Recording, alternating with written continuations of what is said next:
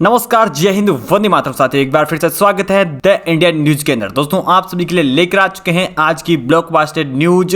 गुजरात के अंदर किसकी बनने जा रही है इस बार सरकार। दोस्तों, आप सभी को बता दें कि आने वाले विधानसभा चुनाव 2022 में होने हैं। और दोस्तों, आप सभी को बता दें कि 2022 में 7 राज्यों के अंदर विधानसभा चुनाव होने हैं। पर दोस्तों, 2022 के शुरुआत में 5 राज्यों के विधानसभा चुनाव होंगे और बाद में गुजरात के चुनाव भी लगभग करीब आ चुके हैं। पर दोस्तों, आप सभी को बता दें कि अगले साल गुजरात के विधानसभा चुनाव में कांग्रेस और बीजेपी की बड़ी होड़ लगने वाली है, क्योंकि दोस्तों यहाँ पर दोनों पार्टियों के बीच बड़ी खचातान चल रही है और इस खचातान के बीच में कोई अन्य पार्टी भी अपनी बाजी मार सकती है। क्योंकि दोस्तों यहाँ पर बीजेपी और कांग्रेस ये दोनों ही पार्टियां नहीं है, बल्कि यहाँ पर इनका विपक्षी दल आम आदमी पार्टी भी मौजूद है। आप सभी को बता दें कि आम आदमी पार्टी को हमने इस वीडियो के अंदर ऐड नहीं किया है, पर आप सभी को बता दें कि आम आदमी पार्टी यहाँ पर सभी सीटों के ऊपर चुनाव लड़ती है, तो कहीं ना कहीं बीजेपी और कांग्रेस को बड़ा झटका लग सकता है। दोस्तों, आप सभी को बता दें कि कांग्रेस जिस तरीके से अपनी रणनीति आजमा रहा है, उस तरीके से लगता है कि बीजेपी नरेंद्र मोदी का गढ़, यानी कि जहां से नरेंद्र मोदी जी ने सरकार बनाना शुरू किया था और जहां से अपनी सरकार की शुरुआत की थी, वहीं पर आज नरेंद्र मोदी जी को आज हम बात करने वाले हैं कि वहां से नरेंद्र मोदी जी अपनी सरकार बना पाएंगे या नहीं। क्योंकि दोस्तों यहाँ पर आप सभी को पता ही है और हम सभी जानते हैं कि गुजरात के अंदर जब नरेंद्र मोदी सीएम थे तो किस तरीके से उनका आक्रामक चुनाव की तरह वो अपने आप को संभाल कर यहाँ पर गुजरात के अंदर एक नई लहर लेकर आए थे और गुजरात के अंदर इस तरीके से राजनीति की कि पूरे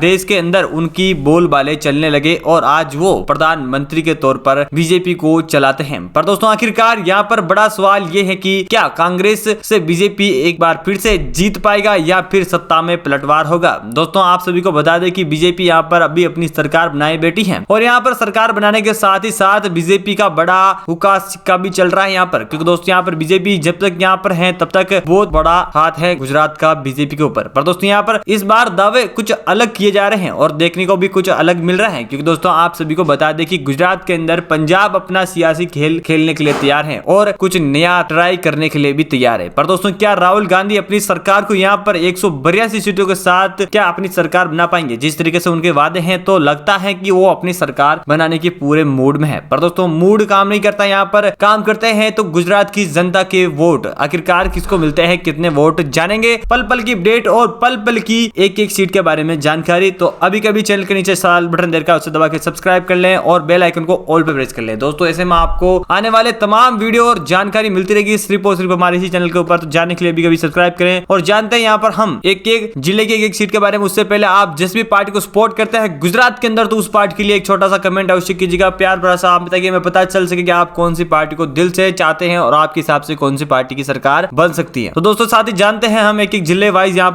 पर शुरुआत भावनगर की 7 विधानसभा सीटों से करेंगे। 7 विधानसभा सीटों में से यहाँ पर कांग्रेस पार्टी का बहुमत 4 सीटों के साथ है, जबकि दोस्तों यहाँ पर बीजेपी सर्वाधिक बहुमत 3 सीटें हासिल करेगा। अन्य खाते में 0 पर दोस्तों यहाँ पर अहमदाबाद की सबसे बड़े जिले के बारे में बात करें तो यहाँ पर 21 सीटें हैं और 21 सीटों में से यहाँ पर कांग्रेस पार्टी सबसे ज्यादा सीटें 13 सीटें हासिल करते हुए दिखाई दे रहा है। पर दोस्तों यहाँ पर बीजेपी खाते में 7 सीटों का बहुमत है, जबकि यहाँ पर अन्य खाते में 1 सीट का ही बहुमत है। साथ ही दोस्तों हम यहाँ पर अमरेली की 5 विधानसभा सीटों के बारे में बात करेंगे और 5 विधानसभा सीटों में से यहाँ पर कांग्रेस पार्टी खाते में 3 सीटों का बहुमत है, जबकि दोस्तों यहाँ पर बीजेपी यहाँ पर भी 2 सीटें हासिल करेगी। पर दोस्तों यहाँ पर अन्य खाते में 0 सीट है। जबकि दोस्तों हम यहाँ पर गुजरात की 33 विधानसभा सीटों के बारे में बात कर चुके हैं और 33 विधानसभा सीटों में से आपको बता दें कांग्रेस 20 सीटें हासिल करती हुई दिखाई दे रही है, जबकि दोस्तों यहाँ पर बीजेपी खाते में 12 सीटें जा चुकी है और अन्य खाते में 1 सीट का बहुमत है। इसी के साथ दोस्तों हम अगले जिले के बारे में बात कर लेते हैं। यहाँ पर दोस्तों आप सभी को बता दें कि आनंद की 7 विधानसभा सीटें और 7 विधानसभा सीटों में दोस्तों यहाँ पर कांग्रेस पार्टी 3 सीटों का बढ़िया बहुमत हासिल कर रहा है। पर दोस्तों यहाँ पर बीजेपी 4 सीटें हासिल करता हुआ दिखाई दे रहा है, जबकि दोस्तों आपको बता दें कि अरावली की 3 विधानसभा सीटें और 3 में से यहाँ पर कांग्रेस को बिल्कुल 0 का सामना करना पड़ेगा, जबकि दोस्तों यहाँ पर बीजेपी 2 सीटें हासिल करता हुआ दिखाई दे रहा है। पर दोस्तों यहाँ पर अन्य खाते में 1 ही सीट है। पर दोस्तों यहीं पर बनासकांठा की 9 विधानसभा सीटें और 9 विधानसभा सीटों में से आप सभी को बता दें कांग्रेस पार्टी 5 सीटें हासिल करता हुआ दिखाई दे रहा है, जबकि तो कांग्रेस के अलावा बीजेपी खाते में 4 सीटें हैं और अन्य खाते में बिल्कुल 0 सीट है। पर दोस्तों यहाँ पर गुजरात के 52 विधानसभा सीटों के बारे में बात कर चुके हैं और 52 में से यहाँ पर कांग्रेस खाते में 28 सीटें तो बीजेपी खाते में 22 सीटें जमा हो चुकी हैं और अन्य खाते में 2 सीटें हैं। इसी के साथ दोस्तों हम अगले जिले के बारे में बात कर लेते हैं। यहाँ पर बोटाड़ की 2 विधानसभा सीटें और 2 विधानसभा सीटों में से दोनों पार्टी को 1-1 सीट का बराबर बहुमत मिल रहा है और अन्य खाते में 0 सीट है। पर दोस्तों यहाँ पर छोटे उदयपुर की 3 विधानसभा सीटें और 3 में से यहाँ पर कांग्रेस पार्टी 2 सीटें हासिल कर रही है। पर दोस्तों यहाँ पर बीजेपी भी 1 सीट का बहुमत हासिल करेगी और अन्य खाते में 0 सीट है। पर दोस्तों यहाँ पर दाहोद की 6 विधानसभा सीटें और 6 विधानसभा सीटों में से आपको बता दें कि कांग्रेस पार्टी 4 सीटों का बहुमत हासिल करता हुआ दिखाई दे रहा है, जबकि यहाँ पर बीजेपी खाते में 2 ही सीटें हैं और अन्य खाते में 0 सीट है। पर दोस्तों आप सभी को बता दें गुजरात की हम 68 सीटों के बारे में बात कर चुके हैं। 68 में यहाँ पर कांग्रेस पार्टी खाते में 38 सीटें जमा हो चुकी है, जबकि यहाँ पर बीजेपी खाते में 28 सीटें हैं और अन्य खाते में 2 सीटों का बहुमत है। इसी के साथ दोस्तों हम अगले जिले के बारे में बात कर लेते हैं। यहाँ पर डांगी एक विधानसभा सीट है और आप सभी को बता दें कि एक ही विधानसभा सीट कांग्रेस अपने खाते में जमा करता हुआ दिखाई दे रहा है, जबकि यहाँ पर बीजेपी खाते में 0 तो अन्य खाते में भी 0 सीट है। पर दोस्तों यहाँ पर देवभूमि द्वारका की 2 विधानसभा सीटें हैं और आप सभी को बता दें कांग्रेस को यहाँ पर 0 का सामना करना पड़ेगा, जबकि यहाँ पर बीजेपी खाते में 2 सीटें हैं और तो अन्य खाते में 0 सीट है। पर दोस्तों यहाँ पर गांधीनगर की 5 विधानसभा सीटें हैं और 5 में से यहाँ पर कांग्रेस पार्टी को 2 तो बीजेपी को 2 और अन्य खाते में 1 सीट है। इसी के साथ दोस्तों यहाँ पर हम गुजरात की 76 सीटों के बारे में बात कर चुके हैं। यहाँ पर कांग्रेस खाते में 41 सीटें तो बीजेपी खाते में 32 और अन्य खाते में 3 सीटें। इसी के साथ दोस्तों हम अगले जिले के बारे में बात कर लेते हैं। यहाँ पर गिर सोमनाथ की 4 विधानसभा सीटें और 4 में से यहाँ पर बीजेपी खाते में 1 सीट है, जबकि यहाँ पर कांग्रेस 3 सीटें हासिल करता हुआ दिखाई दे रहा है, जबकि अन्य खाते में 0 सीट। तो यहाँ पर जामनगर की 5 सीटों में यहाँ पर कांग्रेस को 4 सीटें, यहाँ पर बीजेपी खाते में 1 ही सीट है और अन्य खाते में 0 सीट है। पर दोस्तों यहाँ पर जूनागढ़ की 5 विधानसभा सीटों में से 5 की 5 ही सीटें कांग्रेस अपने नाम कर चुके हैं,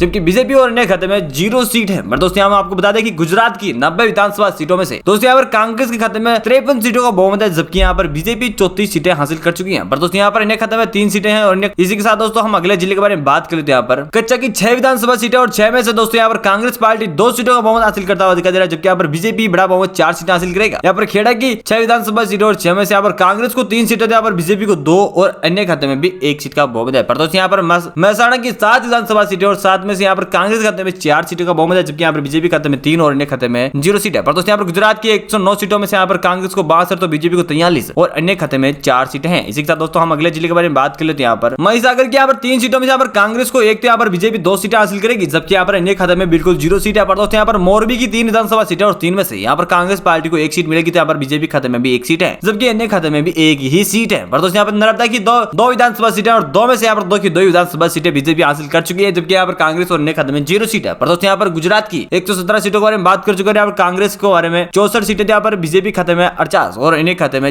5 सीटें हैं। इसी के साथ दोस्तों हम अगले जिले के बारे में बात कर लेते हैं। यहाँ पर नवसारी की 4 विधानसभा सीटें और 4 में से कांग्रेस को 2, यहाँ पर बीजेपी भी 2 सीटें हासिल कर रहा है, जबकि अन्य खाते में 0 सीट है। पर दोस्तों यहाँ पर पंचमहल की 5 विधानसभा सीटें हैं और 5 में से कांग्रेस को 3 तो बीजेपी को 1 और अन्य खाते में भी 1 ही सीट है। पर दोस्तों यहाँ पर पाटन की 4 सीटों में से यहाँ पर दोनों पार्टी को 2-2 सीटें मिलती हुई दिखाई दे रही है, जबकि अन्य खाते में 0 सीट है। पर दोस्तों आपको बता दें गुजरात की 130 सीटों में से यहाँ पर कांग्रेस खाते में 71 सीटें तो बीजेपी खाते में 53 और अन्य खाते में 6 सीटें। इसी के साथ दोस्तों हम अगले जिले के बारे में बात कर लेते हैं। यहाँ पर पोरबंदर की 2 सीटों में से यहाँ पर बीजेपी के खाते में 2 सीटें हैं, जबकि यहाँ पर कांग्रेस और अन्य खाते में 0 सीट है। पर दोस्तों यहाँ पर राजकोट की 8 विधानसभा सीटें और 8 में से यहाँ पर कांग्रेस खाते में 5 सीटें, जब बीजेपी खाते में 3 सीटें हैं, जबकि अन्य खाते में 0 सीट है। पर दोस्तों यहाँ पर साबरकांठा की 4 विधानसभा सीटें और 4 में से यहाँ पर बीजेपी खाते में 1 तो यहाँ पर कांग्रेस खाते में 3 और अन्य खाते में 0 सीट है। पर दोस्तों यहाँ पर गुजरात की 144 सीटों में से कांग्रेस खाते में 79, बीजेपी खाते में 49 और अन्य खाते में 6 सीटें। इसी के साथ दोस्तों हम अगले जिले के बारे में बात कर लेते हैं। यहाँ पर सूरत की 16 सीटों में से कांग्रेस को 8 तो बीजेपी को भी 8 और अन्य खाते में 0 सीट है। पर दोस्तों यहाँ पर सुरेंद्रनगर की 5 सीटों में से कांग्रेस को 3, बीजेपी को 2 और अन्य खाते में बिल्कुल 0 सीट है। तापी की 2 सीटों में से 2 की 2 सीटें कांग्रेस के खाते में, बीजेपी और अन्य खाते में 0 सीट है। पर दोस्तों यहाँ पर गुजरात की 167 सीटों में से कांग्रेस के खाते में 92, बीजेपी खाते में 69 और अन्य खाते में 6 सीटें हैं। इसी के साथ दोस्तों हम अगले जिले के बारे में बात कर लेते हैं। यहाँ पर वडोदरा की 10 विधानसभा सीटों में से कांग्रेस खाते में 4 तो बीजेपी खाते में 6 सीटें और अन्य खाते में 0 सीट है। पर दोस्तों यहाँ पर वेल साइड की 5 सीटों में से यहाँ पर कांग्रेस खाते में 1 तो बीजेपी खाते में 4, अन्य खाते में 0। पर दोस्तों यहाँ पर गुजरात की हम कौन बनेगा सरकार, इसके बारे में बात कर चुके हैं। और यहाँ पर गुजरात के इस महा ओपिनियन पोल में कांग्रेस 182 सीटों के साथ यहाँ पर 97 सीटें हासिल करता हुआ दिखाई दे रहा है। पर दोस्तों यहाँ पर बीजेपी 79 सीटें हासिल कर पाएगा और अन्य खाते में 6 सीटें। आखिरकार दोस्तों यहाँ पर सत्ता में पलटवार होता हुआ दिखाई दे रहा है। आपका क्या मानना है, क्या सत्ता में वाकई में ही पलटवार होगा? क्या दोस्तों आप इस वीडियो से कितना सहमत है, हमारे कमेंट बॉक्स के नीचे आकर जरूर बताएगा। और दोस्तों अभी तक चैनल को सब्सक्राइब नहीं किया है तो जल्दी से चैनल को अभी कभी नीचे लाल बटन देकर उसे दबा के चैनल को सब्सक्राइब कर ले और बेल आइकन को ऑल पे प्रेस कर ले। दोस्तों ऐसे में आपको मिलने आने वाली हर एक अपडेट, ओपिनियन पोल, जनता सर्वे और 2022 से आने वाली विधानसभा चुनाव की खबर मिलती रहेगी हमारे इसी चैनल द इंडियन न्यूज के ऊपर। जानने के लिए अभी कभी सब्सक्राइब कर ले।